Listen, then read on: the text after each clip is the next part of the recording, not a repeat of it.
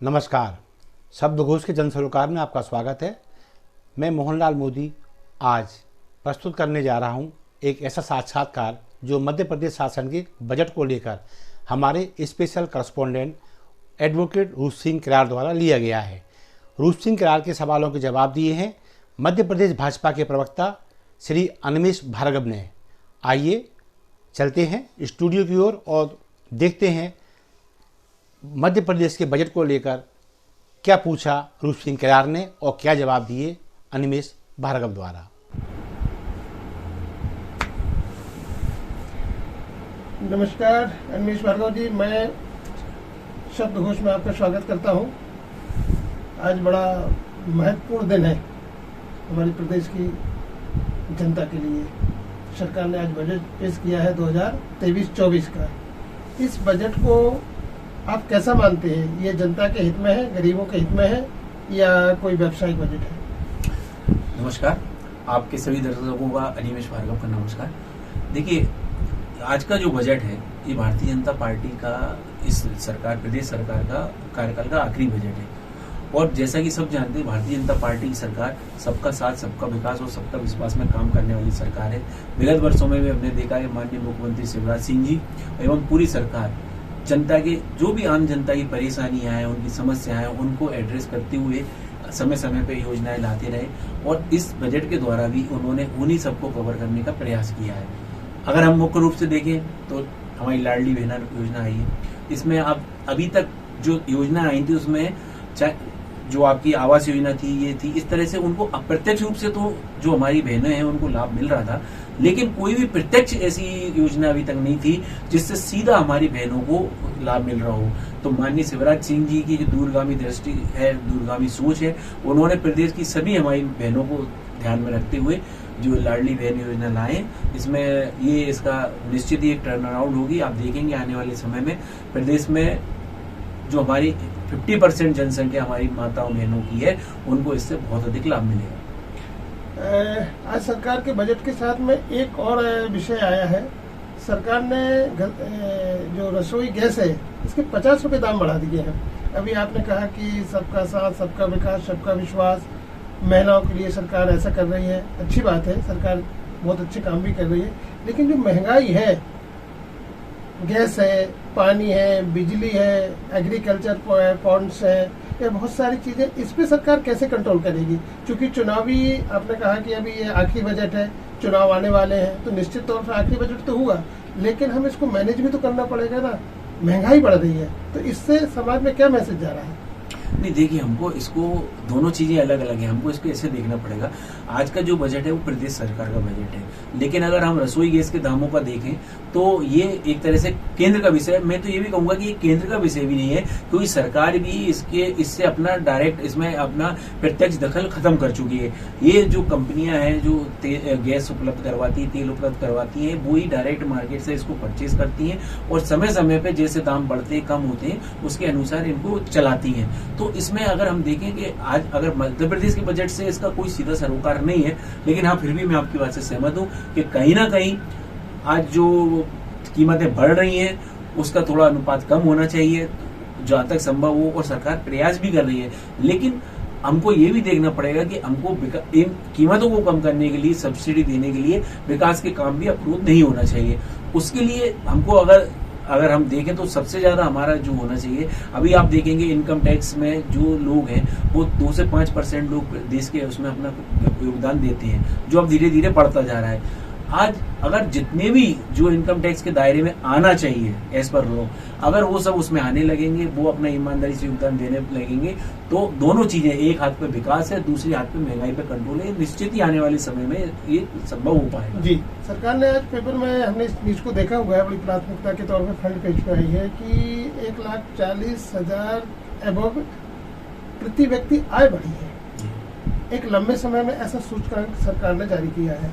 लेकिन आपने महंगाई का नहीं देखा है कि महंगाई भी तो इसके साथ बढ़ी हुई है ना। अगर आय बढ़ी है तो महंगाई भी बढ़ी है। अगर हम बैलेंस करने की बात कर रहे हैं तो क्या उस महंगाई से वो आय कहीं ना कहीं एडजस्ट हो पा रही है?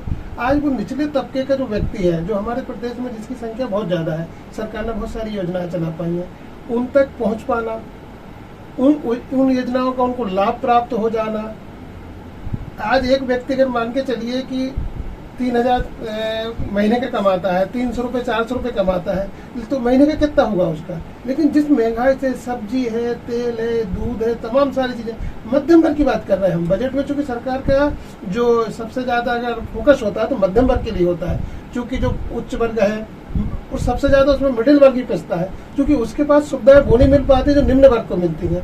मेरा ये कहना है कि महंगाई को कंट्रोल करना, प्रति व्यक्ति की आय को 1,40,000 बता देना, क्या ये वास्तव में जस्टिफाई है, या एक सिर्फ इसके देना कि सिर्फ हमारा सूचकांक बढ़ गया है और महंगाई कंट्रोल हो गई है। नहीं, देखिए हम इसको ऐसे नहीं कह सकते, बता देना। देखिए जो भी ये आंकड़े आए हैं वो सब तथ्यों के आधार पर आए हैं। तो आज अगर 1,40,000 प्रति व्यक्ति आय आई है तो वो तथ्यों के आधार पर आई है। और हमको यहाँ ये भी समझना होगा कि आय और व्यय दोनों एक दूसरे के पर्यायवाची हैं। अगर आय बढ़ेगी तो व्यय भी बढ़ेगा, और अगर व्यय बढ़ेगा तो आय भी बढ़ेगी।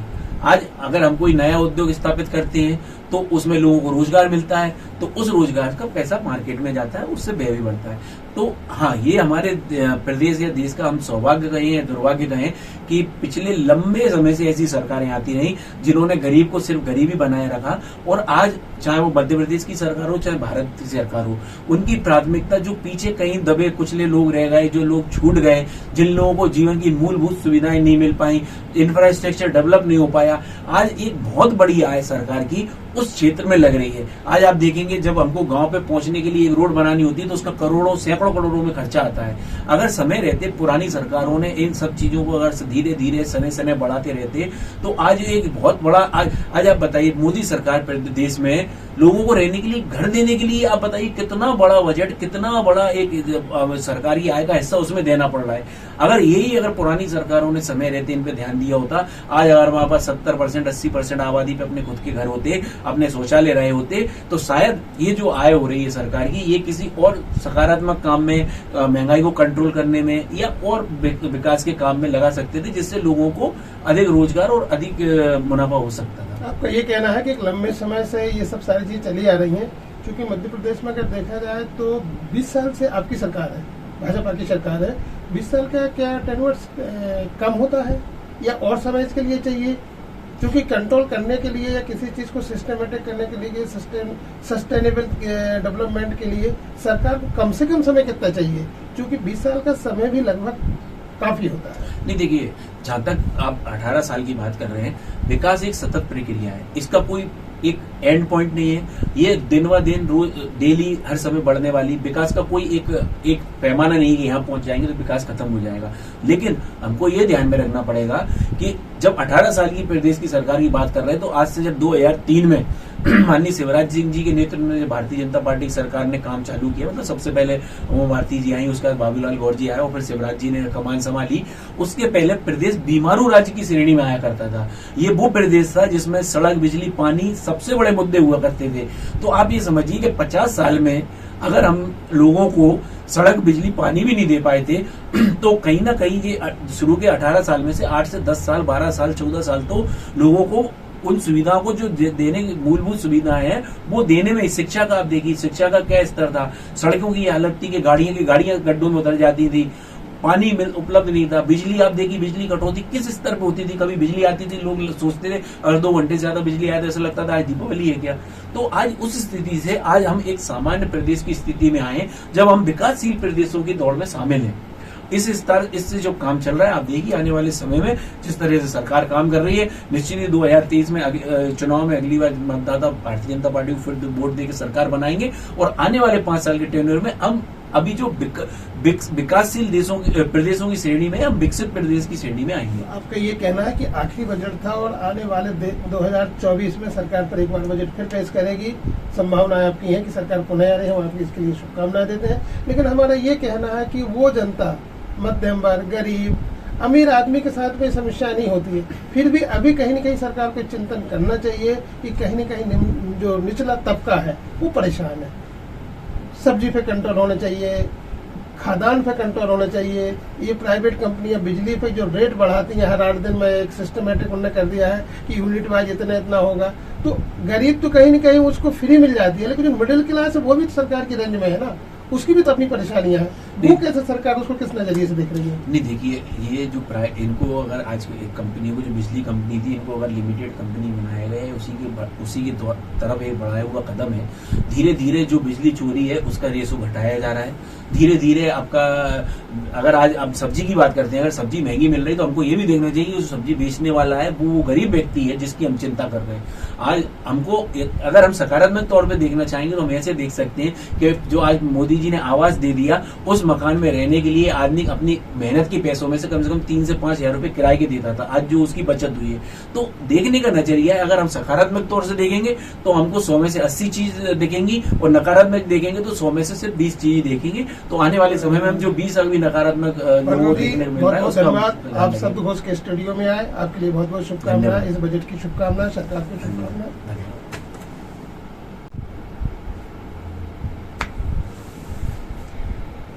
नमस्कार अन्वेष भार्गव जी, मैं शब्दकोश में आपका स्वागत करता हूं। आज बड़ा महत्वपूर्ण दिन है हमारे प्रदेश की जनता के लिए। सरकार ने आज बजट पेश किया है 2023-24 का। इस बजट को आप कैसा मानते हैं? ये जनता के हित में है, गरीबों के हित में है, या कोई व्यावसायिक बजट है? नमस्कार, आपके सभी दर्शकों का अनिमेश भार्गव का नमस्कार। देखिए, आज का जो बजट है ये भारतीय जनता पार्टी का, इस प्रदेश सरकार का कार्यकाल का आखिरी बजट है। और जैसा कि सब जानते हैं, भारतीय जनता पार्टी की सरकार सबका साथ, सबका विकास और सबका विश्वास में काम करने वाली सरकार है।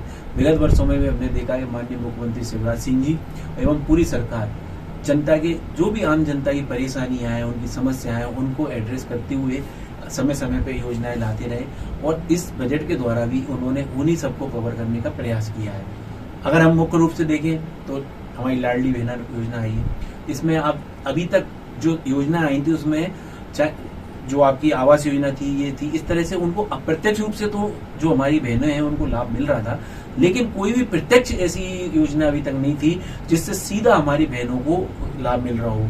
तो माननीय शिवराज सिंह जी की जो दूरगामी दृष्टि है, दूरगामी सोच है, उन्होंने प्रदेश की सभी हमारी बहनों को ध्यान में रखते हुए जो लाडली बहन योजना लाए, इसमें ये इसका निश्चित ही एक टर्न अराउंड होगी। आप देखेंगे आने वाले समय में प्रदेश में जो हमारी 50% जनसंख्या हमारी माताओं बहनों की है, उनको इससे बहुत अधिक लाभ मिलेगा। आज सरकार के बजट के साथ में एक और विषय आया है। सरकार ने जो रसोई गैस है इसके 50 रुपए दाम बढ़ा दिए हैं। अभी आपने कहा कि सबका साथ, सबका विकास, सबका विश्वास, महिलाओं के लिए सरकार ऐसा कर रही है। अच्छी बात है, सरकार बहुत अच्छे काम भी कर रही है। लेकिन जो महंगाई है, गैस है, पानी है, बिजली है, एग्रीकल्चर फंड्स है, ये बहुत सारी चीजें, इस पे सरकार कैसे कंट्रोल करेगी? क्योंकि चुनावी, आपने कहा कि अभी ये आखिरी बजट है, चुनाव आने वाले हैं, तो निश्चित तौर पर आखिरी बजट तो हुआ, लेकिन हमें इसको मैनेज भी तो करना पड़ेगा ना। महंगाई बढ़ रही है, तो इससे समाज में क्या मैसेज जा रहा है? नहीं देखिए, हमको इसको, दोनों चीजें अलग अलग हैं, हमको इसको ऐसे देखना पड़ेगा। आज का जो बजट है वो प्रदेश सरकार का बजट है, लेकिन अगर हम रसोई गैस के दामों का देखें तो ये एक तरह से केंद्र का विषय है। मैं तो ये भी कहूंगा कि ये केंद्र का विषय भी नहीं है, क्योंकि सरकार भी इससे अपना डायरेक्ट, इसमें अपना प्रत्यक्ष दखल खत्म कर चुकी है। ये जो कंपनियां हैं जो गैस उपलब्ध करवाती है, तेल उपलब्ध करवाती है, वो ही डायरेक्ट मार्केट से इसको परचेज करती हैं और समय समय पे जैसे दाम बढ़ते कम होते हैं उसके अनुसार इनको चलाती हैं। तो इसमें अगर हम देखें कि आज अगर मध्य प्रदेश के बजट से इसका कोई सीधा सरोकार नहीं है, लेकिन हाँ फिर भी मैं आपकी बात से सहमत हूँ कि कहीं ना कहीं आज जो कीमतें बढ़ रही हैं उसका थोड़ा अनुपात कम होना चाहिए जहाँ तक संभव हो, और सरकार प्रयास भी कर रही है। लेकिन हमको ये भी देखना पड़ेगा कि हमको इन कीमतों को कम करने के लिए, सब्सिडी देने के लिए विकास के काम भी अवरुद्ध नहीं होना चाहिए। उसके लिए हमको अगर हम देखें तो सबसे ज्यादा हमारा जो होना चाहिए, अभी आप देखेंगे इनकम टैक्स में जो लोग हैं वो 2 से 5% लोग देश के उसमें अपना योगदान देते हैं, जो अब धीरे धीरे बढ़ता जा रहा है। आज अगर जितने भी जो इनकम टैक्स के दायरे में आना चाहिए एज पर लॉ, अगर वो सब उसमें आने लगेंगे, वो अपना ईमानदारी से योगदान देने लगेंगे, तो दोनों चीजें, एक हाथ पे विकास है, दूसरी हाथ पे महंगाई पे कंट्रोल है, निश्चित ही आने वाले समय में ये संभव हो पाएगा। जी, सरकार ने आज पेपर में, हमने इस न्यूज को देखा हुआ है, बड़ी प्राथमिकता के तौर पर फ्रंट पेज पे आई है कि 1,40,000 एबव प्रति व्यक्ति आय बढ़ी है। एक लंबे समय में ऐसा सूचकांक सरकार ने जारी किया है। लेकिन आपने महंगाई का नहीं देखा है कि महंगाई भी तो इसके साथ बढ़ी हुई है ना। अगर आय बढ़ी है तो महंगाई भी बढ़ी है। अगर हम बैलेंस करने की बात कर रहे हैं तो क्या उस महंगाई से वो आय कहीं ना कहीं एडजस्ट हो पा रही है? आज वो निचले तबके का जो व्यक्ति है, जो हमारे प्रदेश में जिसकी संख्या बहुत ज़्यादा है, सरकार ने बहुत सारी योजनाएं चला पाई हैं, उन तक पहुँच पाना, उन योजनाओं का उनको लाभ प्राप्त हो जाना। आज एक व्यक्ति अगर मान के चलिए कि 3,000 महीने का कमाता है, 300 रुपये 400 रुपये कमाता है, तो महीने का कितना होगा उसका? लेकिन जिस महंगाई से सब्जी है, तेल है, दूध है, तमाम सारी चीज़ें, मध्यम वर्ग की बात कर रहे हैं हम। बजट में चूंकि सरकार का जो सबसे ज़्यादा अगर फोकस होता है तो मध्यम वर्ग के लिए होता है, चूंकि जो उच्च वर्ग है और सबसे ज़्यादा उसमें मिडिल वर्ग ही पिसता है, क्योंकि उसके पास सुविधाएं वो नहीं मिल पाती जो निम्न वर्ग को मिलती हैं। मेरा ये कहना है कि महंगाई को कंट्रोल करना, प्रति व्यक्ति की आय को 1,40,000 बता देना, क्या ये वास्तव में जस्टिफाई है, या एक सिर्फ इस कह देना कि सिर्फ हमारा सूचकांक बढ़ गया है और महंगाई कंट्रोल हो गई है? नहीं, देखिए हम इसको ऐसे नहीं कह सकते। बता देना, देखिए जो भी ये आंकड़े आए हैं वो सब तथ्यों के आधार पर आए। तो आज अगर 1,40,000 प्रति व्यक्ति आय आई है तो तथ्यों के आधार पर आई है। और हमको यहाँ ये भी समझना होगा कि आय और व्यय दोनों एक दूसरे के पर्यायवाची हैं। अगर आय बढ़ेगी तो व्यय भी बढ़ेगा, और अगर व्यय बढ़ेगा तो आय भी बढ़ेगी। आज अगर हम कोई नया उद्योग स्थापित करते हैं तो उसमें लोगों को रोजगार मिलता है, तो उस रोजगार का पैसा मार्केट में जाता है, उससे व्यय भी बढ़ता है। तो हाँ, ये हमारे प्रदेश या देश का हम सौभाग्य कहें या दुर्भाग्य कहें कि पिछले लंबे समय से ऐसी सरकारें आती रही जिन्होंने गरीब को सिर्फ गरीबी बनाए रखा।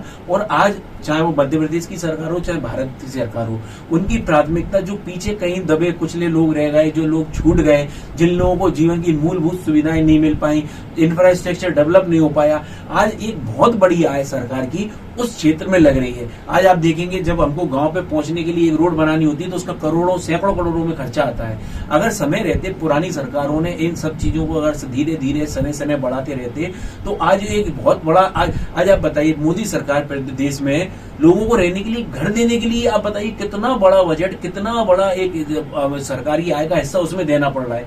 अगर पुरानी सरकारों ने समय रहते इन पे ध्यान दिया होता, आज अगर हमारे पास 70% 80% आबादी पे अपने खुद के घर होते, अपने शौचालय रहे होते, तो शायद ये जो आय हो रही है सरकार की, ये किसी और सकारात्मक काम में, महंगाई को कंट्रोल करने में या और विकास के काम में लगा सकते थे, जिससे लोगों को अधिक रोजगार और अधिक मुनाफा हो सकता था। आपका ये कहना है कि एक लंबे समय से ये सब सारी चीजें चली आ रही हैं, क्योंकि मध्य प्रदेश में अगर देखा जाए तो 20 साल से आपकी सरकार है, भाजपा की सरकार है। 20 साल का क्या टेन्योर कम होता है या और समय इसके लिए चाहिए? क्योंकि कंट्रोल करने के लिए या किसी चीज को सिस्टमेटिक करने के लिए, सस्टेनेबल डेवलपमेंट के लिए सरकार को कम से कम समय कितना चाहिए? क्योंकि 20 साल का समय भी लगभग काफी होता है। नहीं, देखिए जहां तक आप 18 साल की बात कर रहे हैं, विकास एक सतत प्रक्रिया है, इसका कोई एक एंड पॉइंट नहीं है। ये दिन व दिन रोज डेली हर समय बढ़ने वाली विकास का कोई एक पैमाना नहीं है। यहाँ पहुंच जाएंगे तो विकास खत्म हो जाएगा। लेकिन हमको ये ध्यान में रखना पड़ेगा कि जब 18 साल की प्रदेश की सरकार की बात कर रहे हैं तो आज से जब 2003 में माननीय शिवराज सिंह जी के नेतृत्व में भारतीय जनता पार्टी की सरकार ने काम चालू किया, मतलब सबसे पहले उमा भारती जी आई, उसके बाद बाबूलाल गौर जी आए और फिर शिवराज जी ने कमान संभाली। उसके पहले प्रदेश बीमारू राज्य की श्रेणी में आया करता था। ये वो प्रदेश था जिसमें सड़क, बिजली, पानी सबसे बड़े मुद्दे हुआ करते थे। तो आप ये समझिए कि 50 साल में अगर हम लोगों को सड़क, बिजली, पानी भी नहीं दे पाए थे तो कहीं ना कहीं ये शुरू के 18 साल में से 8 से 10 साल, 12 साल, 14 साल तो लोगों को उन सुविधाओं को जो देने की मूलभूत सुविधाएं हैं वो देने में, शिक्षा का आप देखिए, शिक्षा का क्या स्तर था, सड़कों की हालत थी कि गाड़ियां गड्ढों में उतर जाती थी, पानी उपलब्ध नहीं था, बिजली आप देखिए, बिजली कटौती किस स्तर पे होती थी। कभी बिजली आती थी, लोग सोचते थे अगर 2 घंटे से ज्यादा बिजली आया तो ऐसा लगता था आज दीपावली है क्या। तो आज उस स्थिति से आज हम एक सामान्य प्रदेश की स्थिति में आए जब हम विकासशील प्रदेशों की दौड़ में शामिल हैं।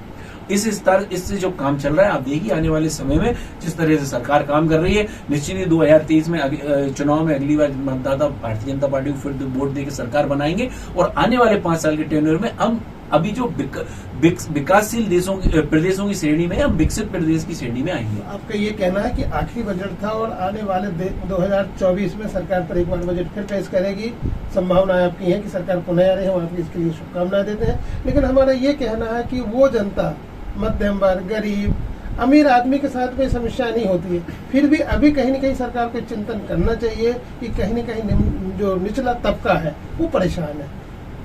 सब्जी पे कंट्रोल होना चाहिए, खाद्यान्न पे कंट्रोल होना चाहिए। ये प्राइवेट कंपनियां बिजली पे जो रेट बढ़ाती हैं हर 8 दिन में, एक सिस्टमेटिक उन्होंने कर दिया है कि यूनिट वाइज इतना होगा, तो गरीब तो कहीं न कहीं उसको फ्री मिल जाती है, लेकिन जो मिडिल क्लास है वो भी सरकार की रेंज में है ना, उसकी भी तो अपनी परेशानियां हैं। वो कैसे सरकार उसको किस नजरिए से देख रही है? नहीं देखिए, ये जो इनको अगर आज एक कंपनी को, जो बिजली कंपनी थी, इनको अगर लिमिटेड कंपनी बनाया गया है, उसी के तरफ एक बढ़ाया हुआ कदम है।